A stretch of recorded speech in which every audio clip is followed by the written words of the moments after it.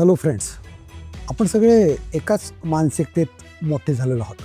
शर्माजींचा मुलगा तो 95% मिळवतो, मग आपल्यालाही 96% हवेत. तो नवीन गाडी घेतो, मग आपल्याला त्याहून मोठी हवी.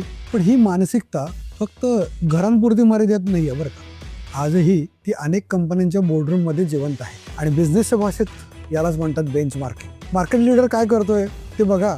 तो एक फीचर देतोय, आपण 2 देऊ. तो किंमत वाढवतोय, आपण थोडा कमी करू. पण एक महत्त्वाचा प्रश्न आहे.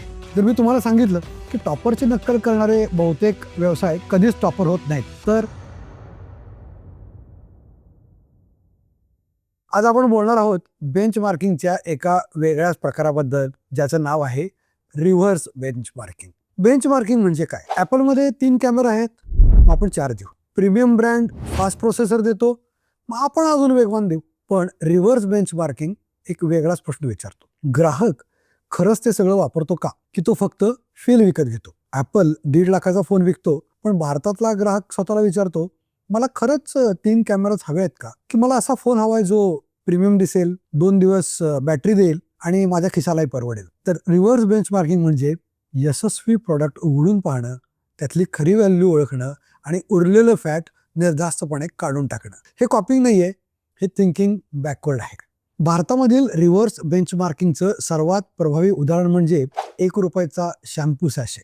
हा प्रयोग कॅव्हिन केअरने चिक शॅम्पू मार्फत सर्वप्रथम केला. 1990च्या दशकात शॅम्पू म्हणजे लक्झरी प्रोडक्ट होता. मोठ्या बाटल्या, ग्रेट पॅकेजिंग, मोठ्या जाहिराती, सगळ्या कंपन्या एकमेकांशी बेंचमार्किंग करत स्पर्धा करत होत्या. पण कॅव्हिन केअर यांना एक वेगळंच काहीतरी जाणवलं. त्यांच्या लक्षात आलं की आपला ग्राहक गरीब नाहीये, तो फक्त एका वेळी मोठी रक्कम देऊ शकत नाही. 120-150 रुपयाची बाटली घेणं कठीण जाते त्याला. पण ₹1 रोजचा खर्च करणं त्याला सहज जमतंय. म्हणून त्यांनी बॉटल काढली, युनिट साईज कमी केली आणि खरेदीच्या सवयीप्रमाणे प्रॉडक्ट बसवलं त्याच्यामध्ये सॅशे.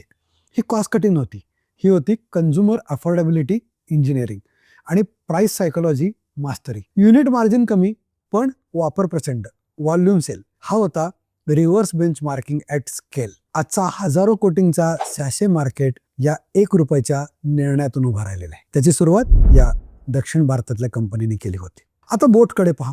बोटने बोस किंवा सोनीला हरवायचा प्रयत्न अजिबात केला नाही. त्यांनी नॉईज कॅन्सलेशनच्या स्पर्धेत उडीच मारली नाही. त्यांनी विचार केला, भारतीय ग्राहक कसा आहे, आपल्याला बास आवडतो, आपले इयरफोन्स रोज युद्धात जातात, लोकलमध्ये प्रवास करतात, बॅगेत, खिशात, आपल्याला रंग, स्टाईल, ॲटिट्यूड आवडतो. बोटने प्रीमियम ब्रँड्सकडे पाहून विचारलं, हे सगळं टेक ब्रिलियंट आहे, पण आपला ग्राहक त्यासाठी पैसे द्यायला तयार आहे का? त्याचं उत्तर होतं नाही. मग त्यांनी अनावश्यक टेक फीचर्स काढून टाकले, कूल डिझाईन ठेवलं, साऊंड पंची केला आणि किंमत कॉलेज स्टुडंटसाठी ठेवली. हा प्राइस वॉर नव्हता, हा होता व्हॅल्यू गॅप कॅप्चर. पुढचं उदाहरण घ्या. मारुती कार मार्केटमध्ये येण्याआधी भारतात गाड्या म्हणजे काय होतं? जड, महाग, मेंटेनन्स जास्त आणि वर्षानुवर्षे वेटिंग पिरियड. इंडस्ट्रीचा बेंचमार्क होता, गाडी मोठी आणि मजबूत असली पाहिजे. मारुतीने हा बेंचमार्क पूर्ण उलटा करून टाकला. त्यांनी विचारलं, भारतीय कुटुंब गाडी का बरं घेतं? पॉवरसाठी नाही, स्टेटससाठी फारसं नाही.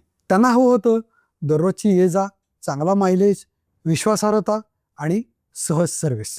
मग मारुतीने ग्लोबल कार्समधून अतिरिक्त पॉवर काढली, अनावश्यक वजन काढलं, जटिल मेकॅनिक्स काढले आणि तयार केली भारतीय परिस्थितीसाठी परिपूर्ण कार, मारुती 800. त्यांची मारुती 800 बेस कार नव्हती, ती होती योग्य कार. आणि इमर्जिंग मार्केट्समध्ये योग्यता नेहमीच उत्कृष्टतेपेक्षा जिंकत असते. आता प्रश्न असा आहे, हे फक्त मोठ्या कंपन्यांसाठी आहे का?